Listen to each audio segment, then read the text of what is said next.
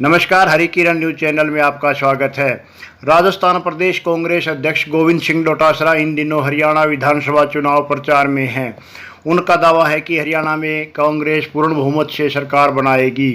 उन्होंने हरियाणा व राजस्थान की भाजपा नीति सरकारों पर दिल्ली से चलने का आरोप लगाया।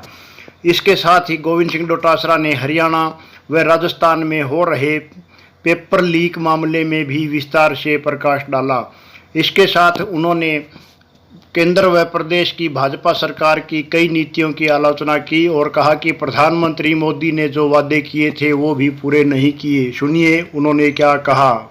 हरियाणा विधानसभा के चुनाव में मुझे यहाँ स्टार प्रचारक के तौर के ऊपर अखिल भारतीय कांग्रेस कमेटी ने नामित किया है।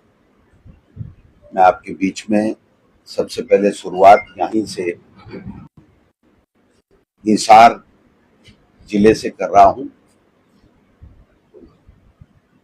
जिस प्रकार से 10 साल से हरियाणा और केंद्र में जो शासन चला है और जो वादे हुए हैं, जो घोषणाएं हुई हैं, जो इन्होंने संकल्प पत्र या अपना जो घोषणा पत्र दिए, चाहे केंद्र की सरकार ने दिए हों, चाहे हरियाणा की सरकार ने दिए हों, उन पे किसी तरीके का काम नहीं हुआ। मैं यहाँ का पड़ोसी राज्य राजस्थान से हूँ और सीकर, शेखावाटी, सीकर, चूरू, झुंझुनू जो आपके हरियाणा से लगता हुआ है, तो यहाँ के लोगों को जो 10 साल में तकलीफें हुई, जो उनके साथ शोषण हुआ, जो यहाँ पर भ्रष्टाचार हुआ, किसानों के साथ जुल्म हुए, दलित, पिछड़े सभी वर्गों के साथ नाइंसाफी हुई, नौकरियों में धांधलियां हुई, बल्कि नौकरियां मिली ही नहीं। और केंद्र की मोदी सरकार ने भी जो इनका गुजरात पैटर्न है कि एक डम्मी कैंडिडेट को बैठा करके मुख्यमंत्री बना दो किसी भी स्टेट में, और उसके बाद में ब्यूरोक्रेसी के माध्यम से दिल्ली से पर्चियों के माध्यम से सरकारें चलती रही। खट्टर साहब को इन्होंने मुख्यमंत्री बनाया। हरियाणा के सपनों को तोड़ने का काम उन्होंने किया और जिस प्रकार से कुशासन उनका रहा वो प्रमाणित करता है कि उन्होंने दूसरे आम चुनाव से पहले उनको स्वयं हटा लिया और नायब सैनी जी को यहाँ पर मुख्यमंत्री बनाया। लेकिन जैसा पैटर्न भारतीय जनता पार्टी के केंद्र की सरकार का नेतृत्व का रहा है, वो ही पैटर्न जी चुनाव लड़ रहे हैं।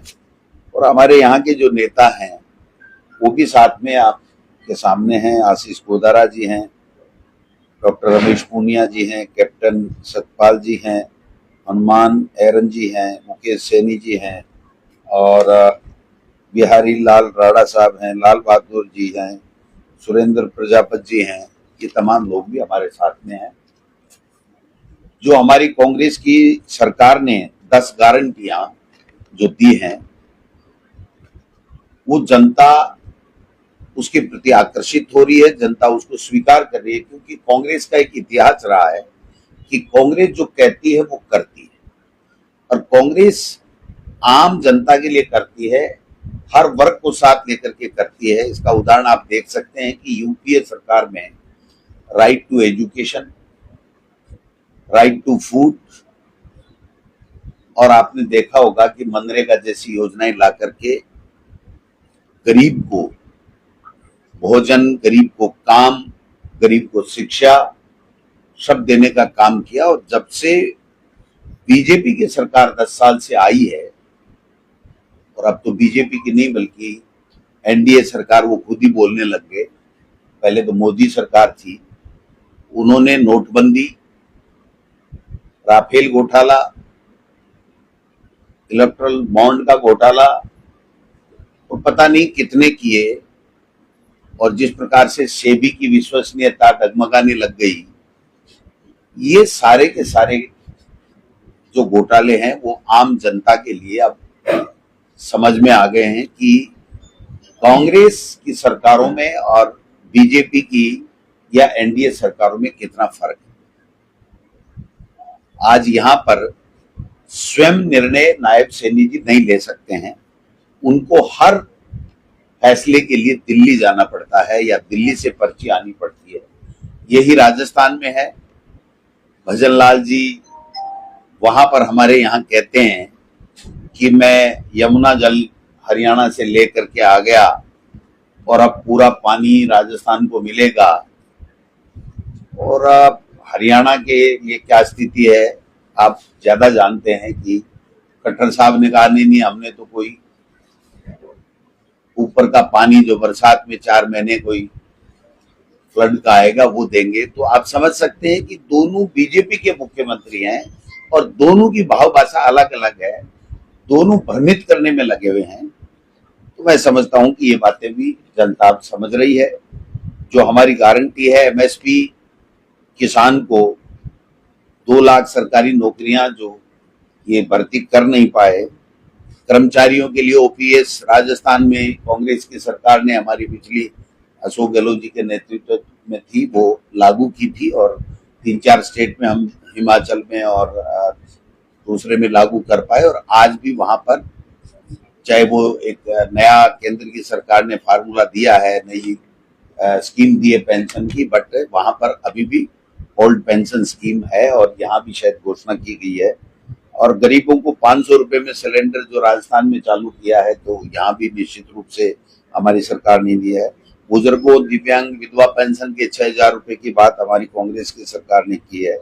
गरीबों का छत है। अपराध और नशा मुक्त हरियाणा जो बनाने की बात हमने वादा किया है। मैं समझता हूं कि कांग्रेस की जो सरकार है वो चाहे स्टेट में हो चाहे सेंटर में हो, वो जो कहती है वो करती है। और बीजेपी में आप देखिए, एक मैं आपको नमूना बताता हूं कि देश के प्रधानमंत्री नरेंद्र मोदी जी राजस्थान के आम चुनाव में गए थे और आम चुनाव में उन्होंने कहा था कि राजस्थान में 12.5 रुपए 13 रुपए पेट्रोल हरियाणा से महंगा है और ये कांग्रेस की राजस्थान की सरकार लूट रही है और मैं दिसंबर में 2023 में सरकार बनते ही हरियाणा और राजस्थान के बराबर पेट्रोल कर दूंगा। आज भी 10 रुपए का फर्क है, जबकि जो कच्चे तेल का भाव है वो आज काफी कम है। जिस टाइम यूपीए सरकार था उससे तो बहुत ही कम हो गया, बल्कि प्रधानमंत्री का किया हुआ वादा भी ये पूरा नहीं करते हैं।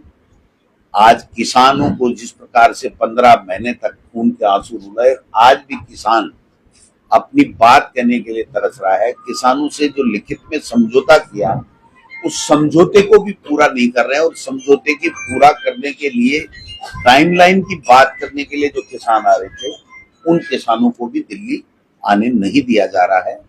तो किसान पूरी तरीके से प्रताड़ित हो रहा है, परेशान हो रहा है। 700 किसान शहीद हो गए, इनके कोई फर्क में नहीं आता। और 10 साल जब भूपेंद्र हुड्डा साहब के नेतृत्व में कांग्रेस की सरकार यहाँ चली थी तो सब वर्गों को साथ लेकर के किसान के लिए, गरीब के लिए, महिलाओं के लिए, नौजवान के लिए, सबके लिए काम हुए और आज लोग उस बात को याद कर रहे हैं। ये तो जो फौजियों के लिए अग्निपथ, अग्निवीर बनाने की अग्निपथ योजना के तहत अग्निवीर बना रहे हैं, आज चाहे वो हमारा शेखावाटी का राजस्थान का इलाका हो, झुंझुनू, सीकर, चूरू या आपके हरियाणा का हो, हर घर में जो बेटा माँ के पेट से जन्म लेता है वो देश सेवा के लिए अपने आप को तैयार करके कहता है कि मैं देश की सेवा करना चाहता हूं। आज उसको मौका नहीं मिल रहा है। अब बीजेपी दबे पांव ये बात कह रही है कि हम यहाँ नौकरी दे देंगे। आपकी यहाँ सरकार आई नहीं रही, आप क्या नौकरी दे दोगी? जब आप सेना में तैयार करके और उसको अडानी और अंबानी के वॉचमैन बनाना चाहते हो तो ये स्वीकार नहीं है। वॉचमैन बनने के लिए हमारे जो बेटे हैं वो तैयार नहीं है, वो देश की सेवा के लिए जाते हैं। उनके पास में जमीन है, मेहनत है, स्वाभिमान है, लेकिन इन सब के ऊपर चोट पहुंचाने का काम भारतीय जनता पार्टी की केंद्र और राज्य की सरकारें कर रही हैं। मैं समझता हूं कि लोकतंत्र के लिए ये जो मॉडल है गुजरात मॉडल की दो की चलेगी देश में और बाकी स्टेट में पपेट मठा दिए जाएंगे, जो उनके इशारे के ऊपर काम करेंगे, अपने स्व विवेक से निर्णय नहीं करेंगे, तो जनता की सुनने वाला कोई नहीं होगा और जनता के काम नहीं होंगे, जनता को कोई पूछने वाला नहीं होगा। आज यहाँ का मुख्यमंत्री मैं पूछना चाहता हूँ कि क्या अपने विवेक से निर्णय ले सकता था या ले सकता है? आज आचार संहिता लग गई, लेकिन पिछले दिनों में आपने देखा होगा न खट्टर साहब ले सके। तो मैं समझता हूं कि ये सारी की सारी चीजें आप सबके संज्ञान में भी हैं, लेकिन मेरा फर्ज बनता है मैं भी अपनी बात करूं। आप मैं तो बात कह चुका, आप पूछेंगे तो मैं कोई बात मुख्यमंत्री पद के लिए लड़ रही है, मुख्यमंत्री पद के लिए लड़ रही है, विधायक बनने के लिए कोई नहीं लड़ रहा। देखिए, कांग्रेस पार्टी जनता की सेवा करने के लिए, जनता के लिए अच्छे कल्याणकारी योजनाएं लाने के लिए सरकार बनाना चाहती है और मैं समझता हूं कि जनता का आशीर्वाद है, इसलिए सरकार बन रही है। यहाँ पर जनता 10 साल से भारतीय जनता पार्टी के इस कार्यकाल से पूरी तरीके से दुखी है। 36 कौम कांग्रेस का साथ दे रहे हैं कि कांग्रेस ही एक ऐसी पार्टी है जिसकी विचारधारा, जिसकी योजनाएं गरीब के लिए, पिछड़े के लिए, किसान के लिए, नौजवान के लिए, महिला के लिए वो है। तो कांग्रेस जनसेवा के लिए सरकार बनाने के लिए लोगों से आग्रह कर रही है और जो माहौल बना हुआ है उसमें कांग्रेस की सरकार बनने जा रही है। सर, सिरसा के अंदर कल रोड शो किया था हुड्डा जी ने। उस रोड शो की जो गाड़ी थी, सिरसा का जो सांसद है उसकी कहीं फोटो नहीं थी, रोहतक के सांसद की बड़ी बड़ी फोटो लगा रखी थी उसमें। तो क्या ये ग्रुपिज्म को बढ़ावा नहीं दे रहे? देखिए, जो चुनाव होते हैं उसमें कोई भी लीडर अपनी फोटो लगे किसकी नहीं लगे ये बात तय नहीं करता है। ये कार्यकर्ताओं का उत्साह होता है और कार्यकर्ताओं को जुनून होता है तो फोटो में लगा लेते हैं। अब हमारे यहाँ भी मान लीजिए कहीं कोई लोकल कार्यक्रम है या कोई कार्यक्रम है, कोई कार्यकर्ता किसी की फोटो लगा देता है, किसी की नहीं लगा, इससे कोई लंबा चौड़ा फर्क नहीं पड़ने वाला है। कोई एआईसीसी या प्रदेश कांग्रेस कमेटी तय नहीं करती है कि इसका फोटो नहीं होना चाहिए, वो सबको साथ लेकर के चलते हैं।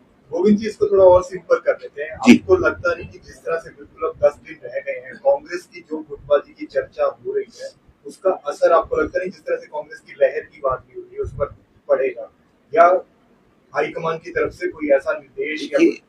हाईकमान सब चीजों को वॉच करते हैं और हाईकमान ने ही ये फैसले किए हैं जो भी टिकटों के किए हैं और हम सब हाईकमान के आदेश से ही यहाँ कांग्रेस पार्टी के लिए जनता से आग्रह करने के लिए, मत लेने के लिए, मांगने के लिए आए हैं।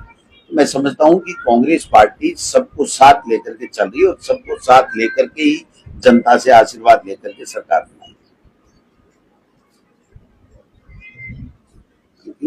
क्या मानते हैं हरियाणा में भी ग्रुपिज्म है क्या कांग्रेस में? कि दो धड़े हैं, शैलजा बार-बार कहती है कि दलितों की बेटी भी सीएम बन सकती है। नहीं, देखिए, शैलजा जी का मैंने परसों इंटरव्यू सुना है, कल इंटरव्यू सुना है और शैलजा जी हमारी राजस्थान में प्रभारी भी रही हैं, बहुत ही सुलझी हुई हमारी लीडर हैं और उन्होंने बहुत बड़ी बात कही है कि हम सब मिलकर के चुनाव लड़ रहे हैं और कांग्रेस पार्टी एक है। और मैं जिंदगी में, जैसे मेरे पिताजी तिरंगे में, कांग्रेस के तिरंगे में लपट करके गए, वैसे ही मैं लपट करके जाना चाहती हूँ। तो मैं समझता हूँ इससे बड़ा बयान कोई लीडर दे नहीं सकता है और वो हमारे सब कार्यकर्ताओं का मनोबल ऊपर करने वाला बयान।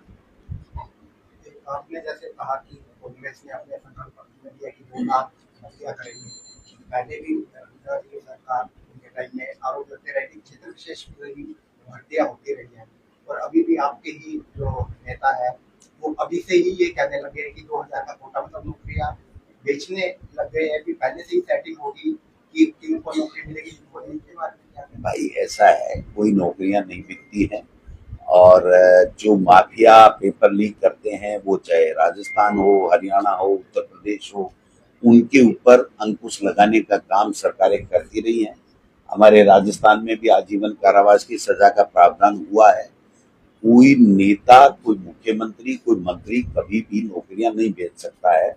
मैं समझता हूं कि आज के तारीख में जो वादा कांग्रेस पार्टी ने किया है और जो पहले कभी भी जो वादे किए हैं, चाहे यूपीए सरकार के समय किए हों, चाहे हुड्डा जी के सरकार के समय किए हों, चाहे अन्य स्टेट्स में हमारी किसी भी सरकार के द्वारा, हिमाचल में हो, चाहे महाराष्ट्र में हमारी जो संयुक्त सरकार है उसमें थी तब किए हों, तो जो वादे हमने तेलंगाना या उसमें कर्नाटक में जो वादे किए थे वो सारे वादे पूरे किए हैं। तो आज हम बिल्कुल ताकत के साथ कह सकते हैं कि जो वादे हम कर रहे हैं वो पूरा कर रहे हैं। हिमाचल में कंगना ये कह रही है जी।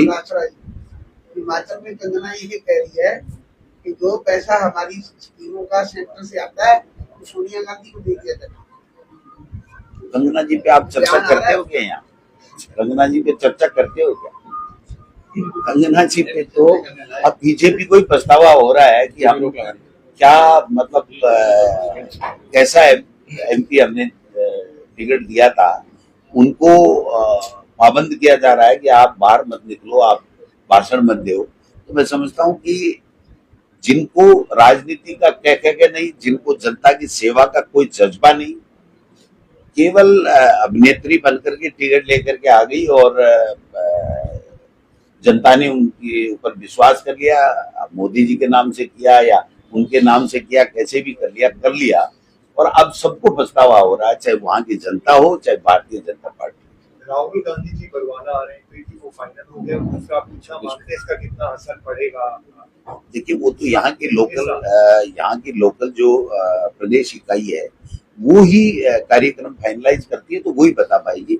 मैं तो आप के बीच में रह करके लोगों से आग्रह करूंगा कि कांग्रेस की सरकार बनाए और कांग्रेस जो वादे आम जनता के लिए 3600 कौमों को साथ लेकर के कर रही है वो वादे पूरा करे। हिसार के सभी सातों विधानसभा में आप प्रचार करेंगे? बिल्कुल बिल्कुल। मैं 3 डिस्ट्रिक्ट हैं, हिसार, सिरसा और भिवानी, तीनों में मैं 3 तारीख तक यहाँ आपके बीच में रह करके और लोगों से आग्रह करेंगे वोट के लिए।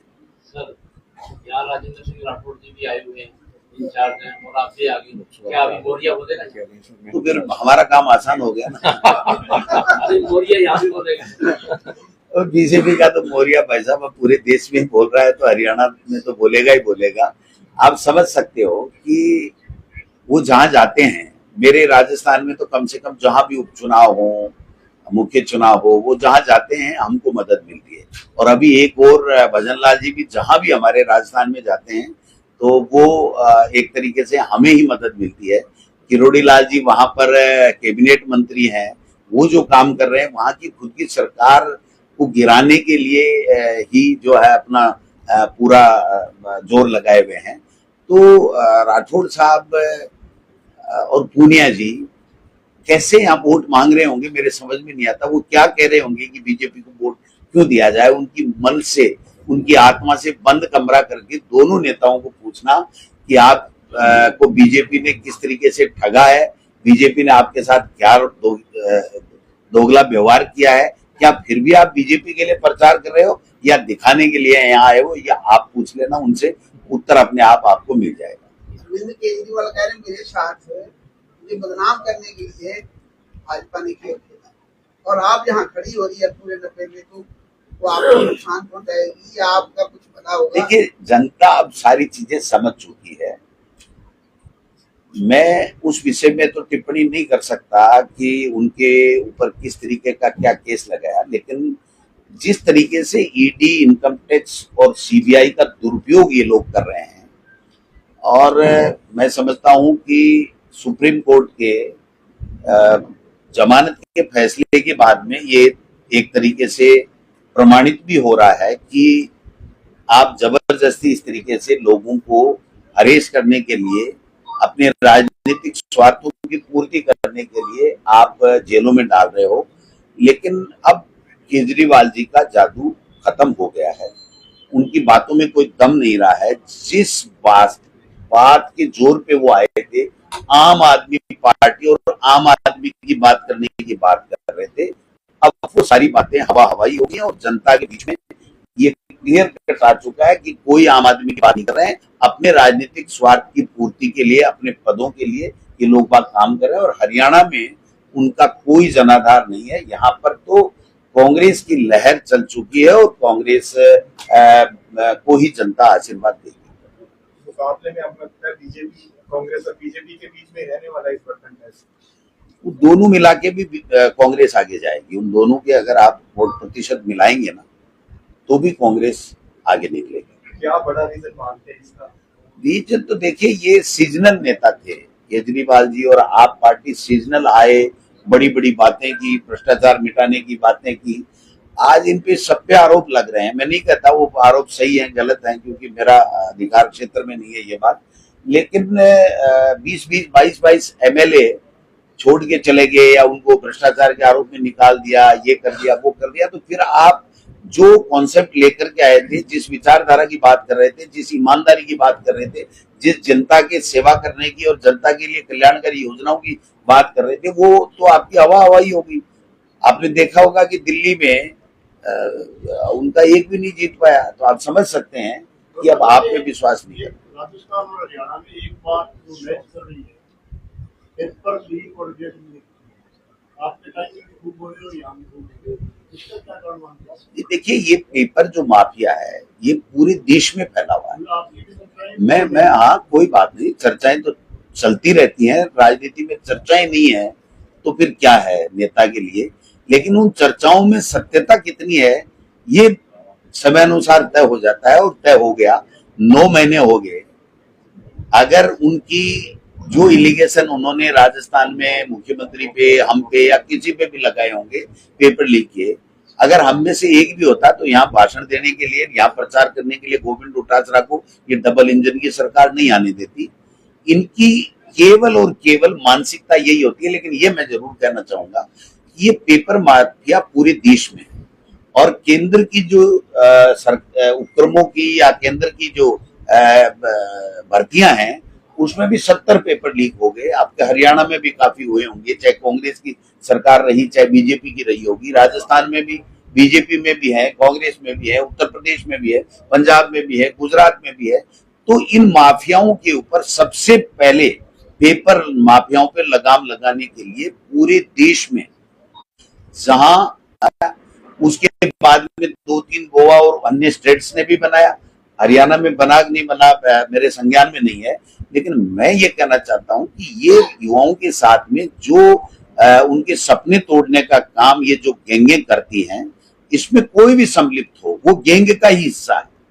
अगर किसी राजनेता का प्रमाणित होता है या किसी ब्यूरोक्रेट्स का नाम प्रमाणित होता है तो वो सब गैंग के हिस्से हैं, मैं उसको अलग नहीं मानता। तो ऐसी गैंगों को रोकने के लिए कड़े कानून बनने चाहिए और जनता को जागरूकता के साथ में आगे आना चाहिए और ये बताना चाहिए कि यहाँ पर ये बेईमानी हुई। लेकिन कांग्रेस की सरकार में और बीजेपी की सरकार में एक फर्क है इस पेपर लीक को लेकर के, वो मैं आपके सामने, आपने अच्छा किया, धन्यवाद आपका कि आपने बता दिया। इसमें एक फर्क है। आपने देखा होगा कि हमारे यहाँ रीट का पेपर हो या चाहे दूसरा पेपर हो, जिसपे भी आरोप लगे और इनिशियली ये पाया गया कि कोई पेपर आउट हो गया तो उसकी भर्ती कैंसिल करके दूसरी भर्ती करा दी गई। और नीट में पूरी तरीके से प्रमाणित है, जो 12वीं क्लास में फेल हो रहा है वो नीट में टॉपर हो रहा है। गुजरात, बिहार, दिल्ली, राजस्थान, कोई नहीं बचा। और उसके बावजूद भी बेशर्मी के साथ में, युवाओं के सपनों के साथ में कुठाराघात करते हुए मोदी जी और मोदी जी की सरकार ने, जिसके मंत्री धर्मेंद्र जी प्रधान हैं, इस परीक्षा को निरस्त नहीं किया। सुप्रीम कोर्ट ने 2 महीने तक ये बार बार कहता रहा ये हो क्या रहा है, लेकिन फिर सुप्रीम कोर्ट भी ये पीछे हट गया कि जब सरकार नहीं चाह रही है तो फिर दोबारा पेपर होंगे, कब कराएंगे, 1 साल जो सही लोग सेलेक्ट हुए हैं उनका साल बर्बाद हो जाएगा, ये मान के किया। बाकी सुप्रीम कोर्ट भी ये पूरी तरीके से प्रमाणित कर चुका है कि यहाँ पर पेपर लीक नीट में हुआ था। तो केंद्र में और केंद्र की सरकार को पेपर लीक क्या पहली बार हुआ है केंद्र की किसी भी भर्ती का? लेकिन उन्होंने कभी कानून बनाने की नहीं सोची और आरोप लगा दिया राजस्थान में या जहां भी स्टेट होते हैं वहां आरोप लगा देते हैं। उनको खुद को अपनी गिरेबान में झांकना चाहिए कि ये नेशनल प्रॉब्लम है और ये बहुत बड़ी असाध्य बीमारी है, एक तरीके से कैंसर से भी भयानक बीमारी है। इसका इलाज सभी राजनीतिक पार्टियों को मिलकर के, बुद्धिजीवी को मिलकर के करना चाहिए, जिससे उनके सपनों को नहीं कुचला जा सके।